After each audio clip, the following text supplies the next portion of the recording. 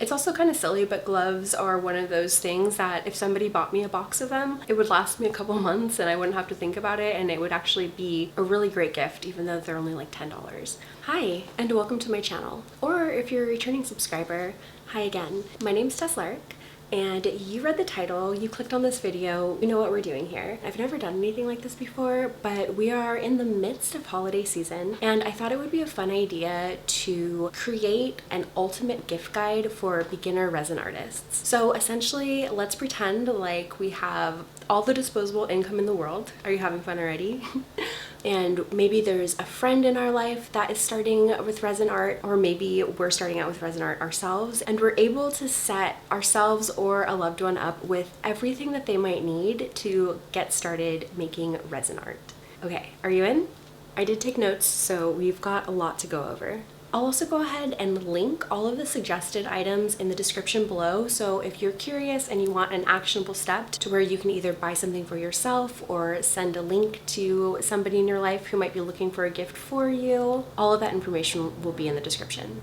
And just really quickly, I'd like to give such a big thank you to everybody who is subscribed. This channel recently hit 10,000 subscribers, and honestly, it feels like such a sweet Christmas present. Thank you so much. I'm almost nervous to even say it or acknowledge it or thank you, because there's like part of my brain that thinks maybe like 100 or 200 of you will be like, oh no, we can't let her have this, and you'll unsubscribe. I hope that's not the case. Thank you so much. I'm so grateful. It's really cool to watch this channel grow and become somewhat of a resource for other resin artists. So thank you guys so much. I'm so excited to see what the next year brings. And as I'm talking about this channel being a bit of a resource for resin artists, I would like to encourage you guys to leave a comment if I forgot something in this gift guide, or if there's something that you think that is really important that every resin artist should have. Please leave it in the comments so that the comment section can be a resource as well. And I hope you are all having a holly jolly merry holiday season. I know I am. I really love this time of year, even though it gets dark so early. I love the cozy vibes. We've got our tree up, we've got lights on inside. It's nice and cozy, perfect time for crafting or reading. And yeah, I just love it. Let me stop yapping and let's talk about some tools, equipment, and everything that you're gonna need to get started with resin art. When I was designing this list, I wanted to include a bunch of different items so that it could be used for a wide variety of resin projects. So the first thing that we got to start with is our resin. There are three main types of resin that I definitely think that every resin artist should have in their arsenal. And obviously, if you have a specific craft in mind, the resin that you want will match whatever idea that you have that you want to bring to life. So the first and most versatile resin, I would say, is just your standard two-part epoxy resin. I've had really good experience with resin from Let's Resin, also the two-part epoxy resin from Naked Fusion I really like quite a lot, and I'm always experimenting with different resins, so again, in the comments, let me know what you guys are using and what you like. So our first item is going to be our two-part epoxy, and this just works for a really wide variety of different projects. The second type of resin that I would recommend getting is a deep pour epoxy. It's designed to cure a little bit more slowly, so if you have a really large project that you're pouring, I believe it's over 2 inches or so deep, and you want to pour everything in one go. Sometimes you don't want the resin to cure too quickly, especially if you have like things like flowers or things like that in there that can actually kind of discolor when the resin gets too hot. So having some sort of deep pour epoxy is a great place to start as well. And the last resin that I'm going to recommend is a UV resin. UV resin is really cool because it cures in minutes. With the use of UV light, you can cure your resin pieces very quickly, which makes this a really great product, especially if you're looking into making smaller resin pieces like resin jewelry, pendants, things like that. UV resin can be really nice because you can start and finish a project in the same day. You can also use your UV resin to attach different resin pieces to each other. Say you're working on a sculpture or something that has multiple different parts that you want to add on, you can pretty much use that UV resin like an adhesive. So I definitely think that it's a good idea to have some UV resin on hand as well. Also, really quickly, I decided that I wasn't going to add jewelry fabrication tools to this video, but if you would like to see what I would recommend if you were just getting started making resin jewelry, what sort of supplies that you might need, let me know in the comments below and I will try to make that video for you. Okay, so we have our resin handled. The next thing that we're going to look at is things that we need for for safety. Because resin can give off some fumes when it's curing, it is important that you use proper ventilation practices. So I always make sure that I'm crafting next to a big open window, but I also run an air filter. So the next thing on my gift guide is going to be some sort of air filter, and there are actually some air filters that are made for resin artists specifically. Again, if you're curious about anything that I recommend, I will have all of it linked in the description, so you can go and check all of that out for yourself. So after we've got our air filter, you can also use a respirator mask. I don't always use a mask. Let me know if I should always use a mask, but I do have the ventilation and the air filter. The next thing on our gift guide is gloves. When you're working with resin, you don't want to have it touch your bare skin, so it's really, really important that you wear gloves. It's also kind of silly, but gloves are one of those things that if somebody bought me a box of them, it would last me a couple months and I wouldn't have to think about it, and it would actually be a really great gift, even though they're only like $10. And then the last in my section for safety is going to be some silicone mats. And the silicone mats that I use, I put them down over my desk.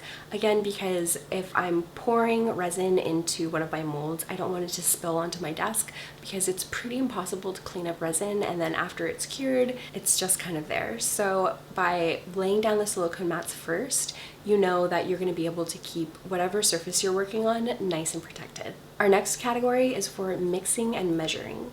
And for mixing and measuring, I do recommend using silicone measuring cups. I like using silicone because you can let the resin cure in them and then clean them out and reuse them again and again, instead of using a plastic cup that is pretty much one use and then going into a landfill.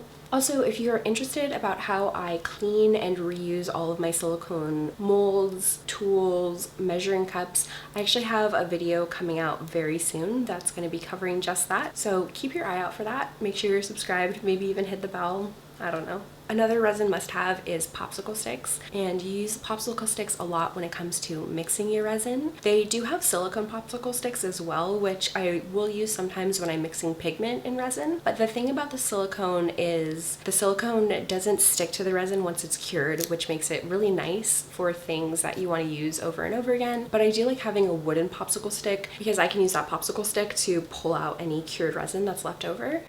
So silicone popsicle sticks, wooden popsicle sticks, both great options for different reasons. Let me know what you guys prefer. The next category that I have on my list is pigments. And you're going to want a variety of different pigments so you can change the color of your resin for all sorts of different projects. The pigments that I suggest using are both pigment powders and also alcohol inks. The pigment powders that I found the most success with are by Arteza. I think it was about 2 years ago now that I asked my parents for a set of Arteza pigment powder for Christmas. I think it was like 60 different colors and small quantities, but I'm still using it today. And I also really love it because you can try different pigments before committing to buying a fuller product. So if you find a pigment that you really love, you can use everything that you have in your little kit and then buy a bigger quantity of it. So I do really like those Arteza pigment powders, and I also especially like their metallics. They've got such a really lovely sheen to them. The alcohol inks that I have found to work the best with resin are by Pinata Colors, and I really love how pigmented they are. They work really well with the resin. They mix really easily. You don't get like little chunks of pigment in there unless sometimes they dry a little bit. You got to be careful how you store them and everything like that, as with any art supply. But I do really love Pinata Color alcohol inks. And again, they do offer like small sample packs, so you can buy 5, 6, 10 different colors to gift or have gifted to you and try them out before you commit to a bigger size. I don't personally have much experience using pigment paste, but if you have experience using pigment paste, please leave a comment and let us know what your experience has been like. Do you like it? What brand are you using? What sort of projects do you use it for? How does it stack up against pigment powder or alcohol ink? Please let me know, and whoever else might be reading the comments as well.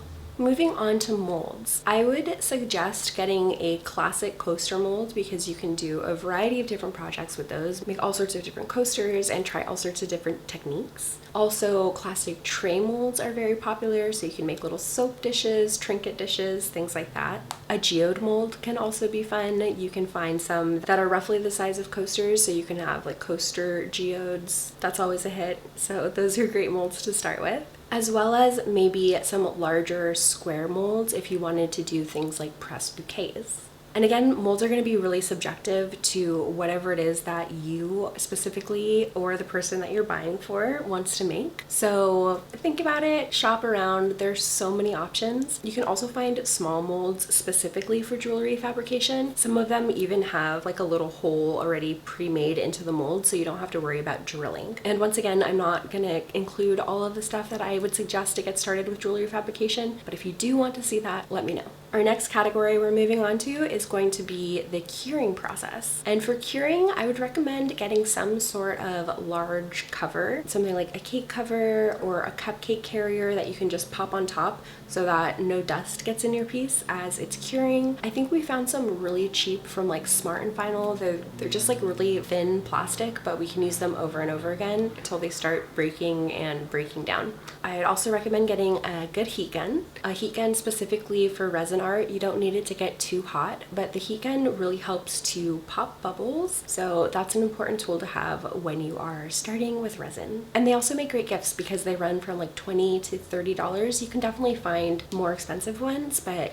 I don't think you need to spend that much on a heat gun, honestly. And then our last category is going to be finishing. And for finishing your pieces, I would recommend things like paint pens, metallic paint pens, things that you can just draw on your finished product just to add little last finishing detail touches. That could be a really nice gift or even a stocking stuffer.